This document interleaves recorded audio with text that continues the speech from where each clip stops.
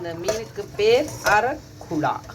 இப்போ நாங்கள் இதை பொரியலும் பண்ண போகிறோம், பொரியலும் செய்து கறியும் வைக்க போகிறோம்.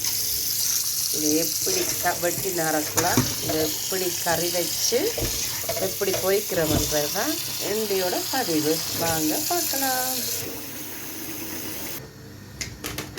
இது வெடுக்குகள் இல்லாமல் இருக்க மஞ்சள் தூள் போடுறோம், போட்டு கொஞ்சம் ஊற விட்டு கழுவுவோம். அப்போ தான் நல்லா இருக்குது. கழுவ வெடுக்கடிக்காது. வெடுக்காக இருந்தால் குழம்பு சாப்பிட கொஞ்சம் கஷ்டமாக இருக்கும். இனி எப்படி கழுவி அதை பொரிக்க போகிறோம்ன்றதை வாங்க பார்க்கலாம். மீன் குழம்புக்கு சட்டி வச்சாச்சு. இனி இது காயட்டும், எண்ணெய் விடுவோம். எண்ணெய் தேவையான அளவு எண்ணெய் விடுறோம். கடுகு போடுறோம், வெந்தயம் போடுறோம், பெருஞ்சீரகம் போடுறோம். எல்லாம் பொரிஞ்சிட்டு வெங்காயம் போட போகிறோம். வெங்காயம் கருவேப்பிலை.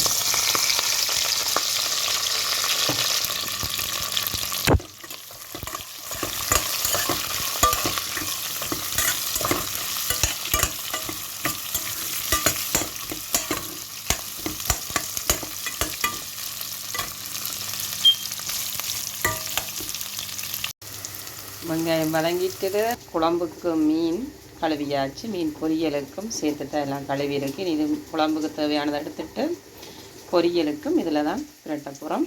வாங்க கொஞ்சம் கறி வைக்கிறத பார்ப்போம். மீன் குழம்புக்கு தக்காளி பழம் வேணும். தக்காளி பழம் இப்போதைக்கு இல்லை, இது எங்களோட மரத்தில் காய்ச்சி கடைசியாக இருந்தது. அப்போ அது எல்லாத்தையும் சேர்த்து பிடுங்கி வச்சுருக்கேன். காய் பழம் எல்லாம் சேர்த்து அது எல்லாத்தையும் போட்டு வதக்குவோம்.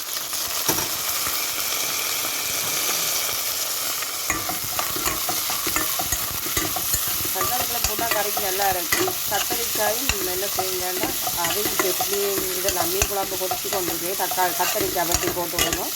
அதுவும் நல்லா இருக்கும் மீன் குழம்போட. இப்போ இந்த வதங்கட்டும். காடுவெல்லாம் உப்பு போட்டு தான் வதக்குறேன். வதங்கட்டும். வதக்கின பிறகு குழம்பை கூட்டுவோம். பூண்டு வேணும் மீனுக்கு இடித்து போடுறது. மீன் குழம்புக்கு பூண்டை உடைப்போம். நல்லா வதங்கிக்கிறது, கொஞ்சம் நெறிஞ்ச மாதிரியும் வந்துட்டுது. இந்த மகளை தலையில் வச்சுருக்கேன். தூளை போடுவோம். உரைப்புக்கு உங்களுக்கு தேவையான அளவு போடலாம். நான் எனக்கு தேவையானதை போடுவேன். தலைப்புளி ஊற வச்சு விட்டுருங்கோ, கரைச்சி.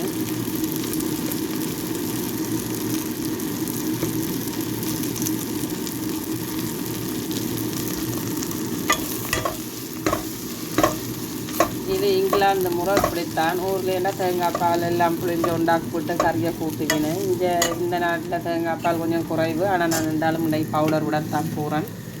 இப்போ இதோட சுடுதண்ணியை ஆட் பண்ணி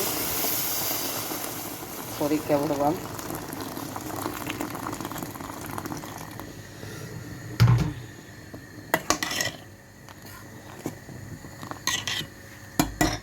மீனை தாளிச்சிட்டு மீனையும் கட்டி தாளிப்பினேன். நான் இன்றைக்கு இப்படி ஒரு முறையை செய்து பார்ப்போம். மீன் குழம்புக்கு தேவையான உப்பு பார்த்து போடுங்க. உப்பு இல்லாட்டிக்கும் சாப்பிடலாம், உப்பு கூடினாலும் சாப்பிடலாது. எல்லாம் மீன் குழம்பு கொதிக்கட்டும். உள்ளியும் ஒரு மிளகும் போட்டிருக்கு. இதை இப்போ நான் இடிக்க போகிறேன். உள்ளி வந்து நல்லா அடிச்சுட்டேன். வெள்ளை பூண்டான்னு சொல்லுவேன். நாங்கள் உள்ளியான்னு சொல்கிறோம். யாழ்ப்பாணத்தில் உள்ளியான்னு சொல்லுவேன். வெள்ளை பூண்டான்னு சில பேர் சொல்லுவேன். இப்போ இதை அடித்தாச்சு. இதை மீன் குழம்புக்கு போட போகிறோம்.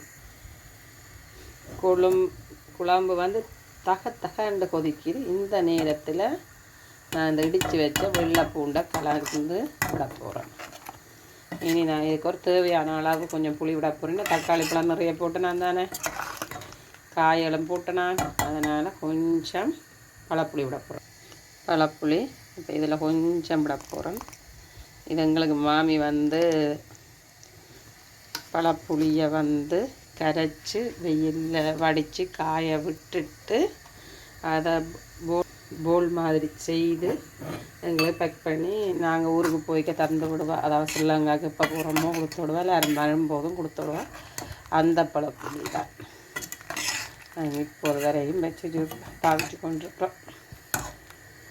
இப்போ எல்லாம் போட்டாச்சு. இனி இந்த குழம்பு கொதிக்க நான் மீன் போட போகிறோம். மீன் வந்து நல்ல ஒரு கொதி வந்துட்டது. இனி நான் மீனை போட போகிறேன். சரியோ, இப்படியே போட்டுவிடுவோம். நான் பொரிய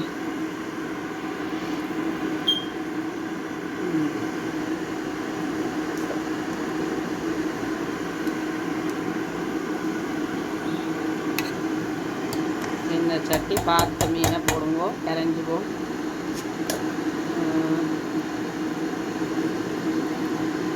நாலு துண்டு மீன் போடுறேன். பெரிய துண்டாக போட்டுருக்கு. 4 பேர் வைக்கிறோம். 4 துண்டு மீன் போட்டுருக்கு. என்ன சட்டி இதாக போயிட்டுது. நான் மிச்ச மீனை பொரிக்க போகிறேன்.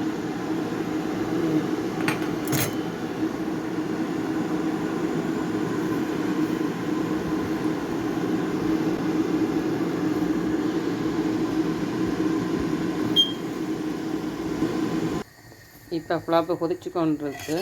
இனி இந்த மீனில் இருக்கிற எல்லாம் மூடி நாங்கள் இப்படி இருக்குது, தண்ணியாக இருக்குது. உங்களுக்கு இந்த தண்ணி ஓகேயாக இருந்தால் விடுங்கோ. இல்லை இது கொஞ்சம் தடிக்க வேணும் வேண்டாம். ஏன்னா நான் நிறைய தக்காளி பழம் சின்னந்தானே போட்டேனா, வெங்காயம் போட்டேனா, இப்படி இருக்குது. ஒரு வேளை உங்களுக்கு கொஞ்சம் தடித்த கறியாக வேணுமென்னு சொன்னால் இது டொமாட்டோ பியூரோ இது வந்து நீங்கள் கொஞ்சம் போடலாம். போட்டிங்கன்னா கறி உங்களுக்கு உடனே திக்காக வரும். இதில் நான் ஒரு சொட்டு போட போகிறேன். வாங்க.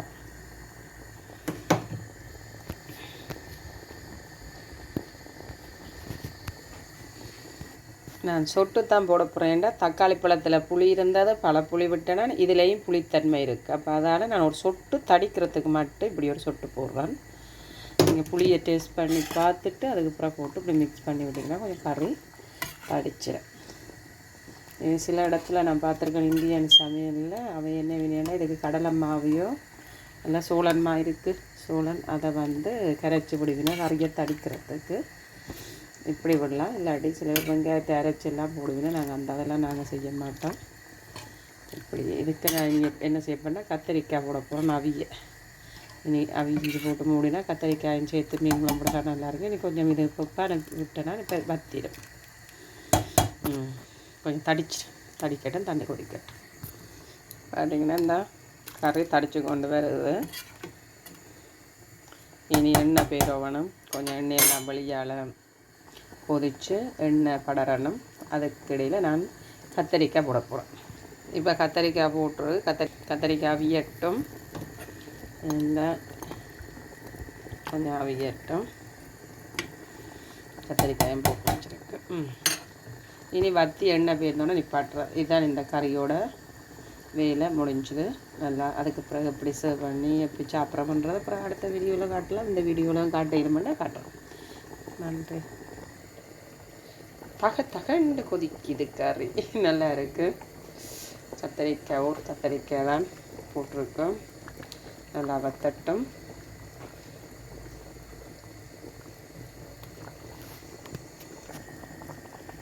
பாருங்க இப்படி இருக்குது போட்ட மீன் குழம்பு. நல்லா இருக்குது. ஹீட்டுக்கு மீன் அவிஞ்சிட்டு இந்த மீன் நல்லா அவிஞ்சிட்டு இருந்தால் நல்லா மெதுவாக கிண்டோன்னு கரைஞ்சிக்கும். நல்லா அவியட்டும். கத்திரிக்காய் அவிஞ்சு எண்ணெய் பேரட்டும். அதை பிறகு குழம்பு ரெடி ஆகிட்டு நீங்கள் இப்படி செய்து பாருங்கள். நன்றி, வணக்கம்.